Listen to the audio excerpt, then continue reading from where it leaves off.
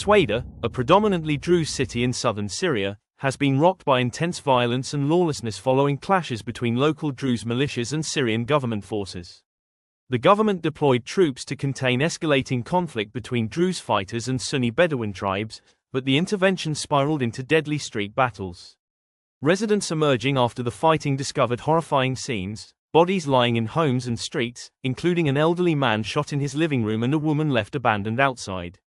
Eyewitnesses and local sources have accused Syrian soldiers of committing executions at close range, identifying the perpetrators by their uniforms and insignia.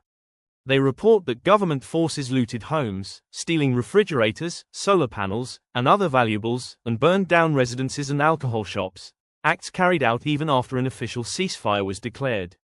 The ceasefire, brokered overnight, brought a temporary halt to open fighting but failed to prevent a surge in looting and destruction. The violence has displaced many civilians, who remain fearful and unable to return home due to insecurity and property destruction.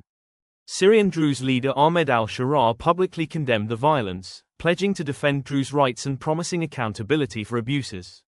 However, his statements stopped short of acknowledging or investigating the possible role of government troops in the atrocities.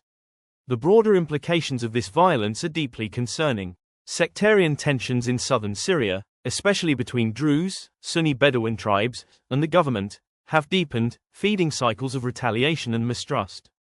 Israel, which considers itself a protector of Druze communities, has responded with airstrikes targeting Syrian military positions in Sweida and Damascus, risking further escalation in an already volatile region. The failure of ceasefires on the ground, marked by renewed street fighting and rampant looting, illustrates the collapse of security and authority in Sweida. This lawlessness undermines any prospects for lasting peace, destabilizes borders near the Israeli-occupied Golan Heights, and invites proxy interventions. For the Druze, once considered a relatively secure minority in Syria, the aftermath is grim. Families grapple with trauma, widespread destruction of homes and infrastructure, and a deepening sense of betrayal by the government forces that were meant to protect them. Calls for justice and reparations face daunting challenges amid ongoing insecurity and fractured political dynamics.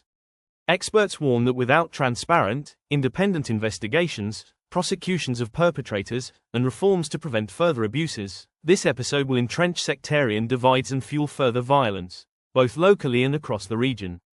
In sum, the tragic events in Sweida are a stark reminder of Syria's fragile peace, the precarious fate of its minority communities, and the urgent need for accountability and inclusive governance to break the cycle of violence.